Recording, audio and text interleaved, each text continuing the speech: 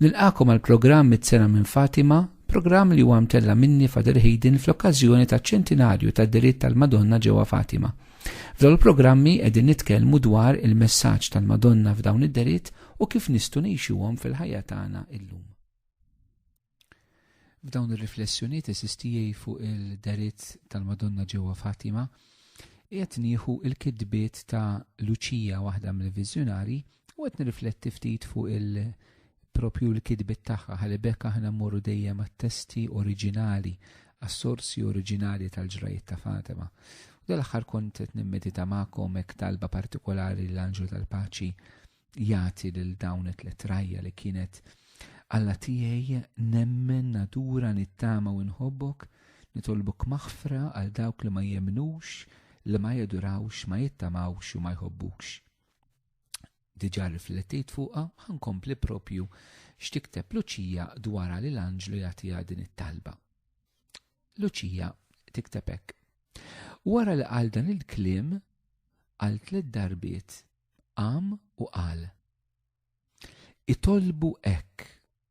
Il-qalb ta' Ġesu u ta' Marija jisimgħu leħen is-suppliki tagħkom. Imbagħad sparixxa. Hekk mela l-Anġlu eżisti wara li qal din it-talba għal 3 darbiet u rajna kif qal etc. Jgħidulhom itolbu hekk, jiġifieri iħeġġiġhom biex din it-talba jitolbuha. Hekk u min irid jgħix il-messaġġ ta' Fatima din tkun talba li tidħol fir-ritmu tat-talb tiegħu, diġà kummentajt fuq hekk. Jgħidilhom il-qalb ta' Ġesu u ta' Marija jisimgħu leħen is-suppliki tagħkom. Hawnhekk fil-bidu ta' dawn il-ġrajiet qabel ma bdew id-diritt tal-Madonna kien hemm id-diritt tal-Anġlu u propju jaqgħad flimkien il-qalb ta' Ġesu ma' dik ta' Marija. Hija xi ħaġa illi hekk mill-bidunet se tidħol fil-messaġġi ta' Fatima l-għaqda li hemm bejn Ġesu u Omna Marija. Issa hawnhekk għandna bżonn ftit anke nagħmlu ftit kjarifiki anke ta' tagħlim eżistijej. Il-messaġġ ta' Fatima iġib ħafna l-qlub ta' Ġesu u ta' Marija, ġifieri l-persuna ta' Ġesu u Omna Marija ħdej xulxin.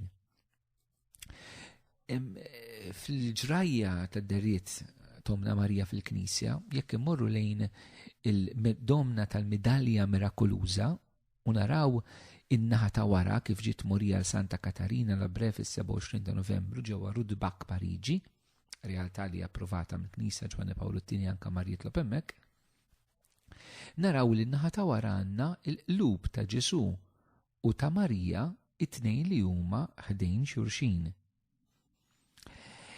Din ir-realtà eżistijej ta' Ġesu u Marija flimkien irridu nifhmuha b'mod tajjeb.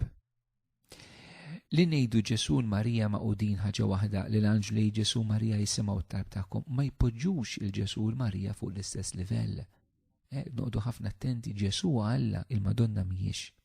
Però l-għaqda li hemm bejn Ġesu u Marija hija għaqda unika eżistijej. Hija unika fuq livelli differenti. Illi nixtieq naqsam magħkom ħalli dil-għaqda li ħad toħroġ ħafna fil-messaġġi tal-Madonna ta' Fatima nifhmuha b'mod tajjeb. L-għaqda primarja dak li t-titlu li tagħti l-Knisja eżistijej lill-Madonna. It-titlu li tagħta fil-Konċilju ta' Efesu tant sin ilu Marja jom Alla. Propju hija il-maternità tal-Madonna li tagħmel ir-rabta bejn Marija u Ġesu waħda ħafna partikolari. Eżistijej. Fl-inkarnazzjoni Ġesu mhuwiex mifrut minn Marija, Ġesu jieħu biex ngħidu hekk l-umanità tiegħu mingħand Marija. U allura mhijiex biss għaqda fiżika imma hemm din ir-rabta umana, rabta maħluqa mill-Ispirtu ta' Alla illi ma tinħalx. Għaliex dak li jagħmel Alla ma jinħalx, dak li jaqgħad Alla ma jfirdux il-bniedem. Eżisti ħafna drabi aħna din applikaw għaż-żwieġ għaliex Ġesu qala fil-kuntest ta' żwieġ, però di tapplika għal kull unjoni illi joħloq Alla l-imbierek. Issa l-missier poġġa din l-unjoni, krea din l-unjoni bejn Marija u Ġesu b'mod partikolari li ħadd u ħadd ma jista' jħollha. Eżisti. Dil-laqda naraw li hija prefigurata, jiġifieri imfissra mill-Ġenesi. Sant Irenew Sistej jallimna illi bħalma Ġesu huwa l-Adam il-ġdid, Marija hija l-Eva il-ġdida. U kif Adam u Eva kienu maqudin flimkien fid-dnub, Marija u Ġesu huma maqudin flimkien fl-istorja tas-salvazzjoni, fil-fidwa, fir-redenzjoni. Ċertament ir-rol ta' Marija mhuwiex dak ta' Ġesu, huwa rol subordinat għal dak ta' Kristu. Ir-rol ta' Marija jiddependi kompletament minn dak ta' Ġesu. U din laqta ta' bejn Ġesu u Marija narawha l-istess mod anke laqda bejn Ġesu u l-Knisja. Bħalma r-rol kollu tal-Knisja huwa dipendenti minn Kristu, però Kristu mhux mifrut mill-Knisja. L-istess ir-rol ta' Marija u jiddependi minn Ġesu u Ġesu mhux mifrut minn Marija. Issa Marija omna Marija mhijiex bħal bqija tagħna l-insara. No? Mhijiex bħalma forsi għalmu uħud illi għadhom ma femux il-misteru sħiħ ta' Kristu ngħid jiena, għaliex dak li Knisja tallem dwar il-Madonna mhux dwar il-Madonna fiha nfisha u taqafhem, imma jirrifletti il-misteru ta' Kristu, nifhmu aktar lil Ġesu. Marija mhix sempliċiment waħda mid-dixxipli ta' Ġesu taqafhem. Imma kif għallem il-Papa Giovanni Paolo II fir-Redemptoris Mater, dak li għamel speċifikament il-Marija b'differenza mid-dixxipli kollha, il f'dan il-ġisem ta' Kristu Marija hija l-Omm. Eżisti.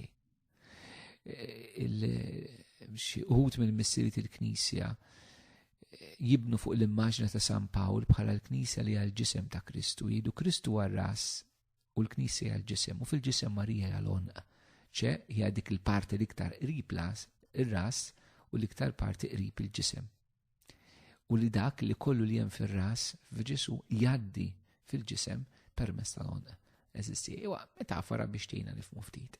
Ma hawnhekk għandna din ir-realtà, sa hawnhekk qed titkellmu Ġesu u Marija. Allura l-huma maqudin daqshekk flimkien. Eżisti, dan huwa l-misteru profond ta' Ġesu fil-laqda tiegħu momna Marija. Ġesu u l-Madonna eżisti jħobbuna b'imħabba waħda, jisimgħuna b'qalb waħda, jiġu lejna b'qalb waħda. Hija meravilja. Marija xi l-Immakulata Konċezzjoni, il-qalb tagħha trasparenti għal dik ta' Ġesu. U Ġesu jistgħaddi minn Marija bl-iktar mod trasparenti, fiha nsibu l-Kristu, però anke f'Ġesu nistgħu nilmħu l-Ommu. Eżisti. Mhumiex mifruda minn xulxin l-Omm u l-Iben u l-Omm. Eżisti. U l-messaġġ ta' Fatima se joħroġ ħafna ir-rol ta' Marija fil-mixja tagħna bħala Knisja u fl-istorja tas-salvazzjoni. Min ma jifhimx dan il-messaġġ ta' Fatima ma jifhmux. Il-messaġġ ta' Fatima jitkellem ħafna kif ħanaraw u jibda mill-bidu mill-messaġġ tal-Anġlu, jitkellem ħafna mir-rol ta' Omna Marija fil-Knisja. Eżisti. U l-ewwel ħaġa li l-Anġlu hawnhekk jitkellem hija propju mill-fatt li Ġesu u Marija jisimgħu leħen is-suppliki.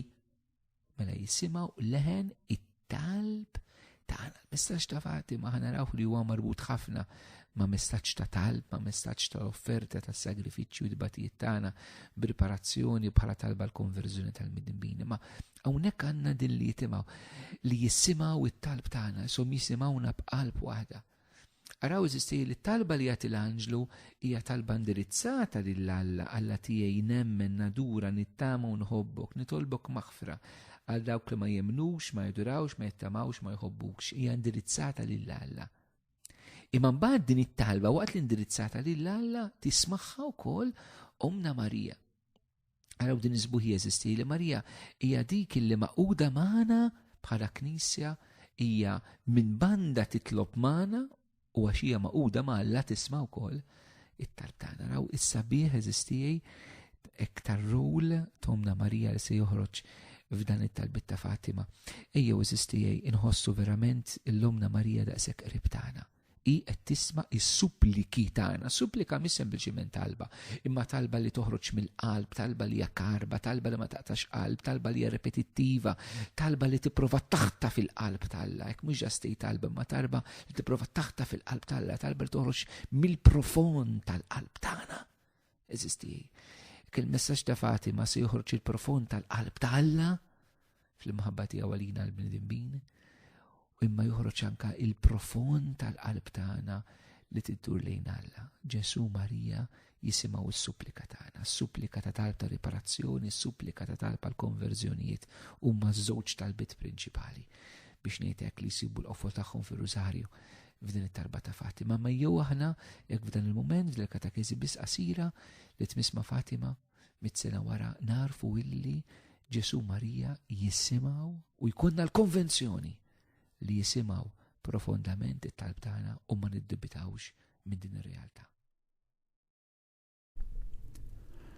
Waqt li nirringrazzjakom tal-li segwejtu dan il-programm 100 sena minn Fatima, ejjew nagħlqu flimkien dan il-mument li kellna b'talba li hija marbuta mad-deritt ta' Fatima, talba li tpoġġi lil Ġesu fiċ-ċentru ta' kollox. Nitolbu flimkien. Trinità Qaddisa nadurawk. Alla tagħna inħobbuk fis-sagrament imqaddes. Il-Mulej jagħtikom islim.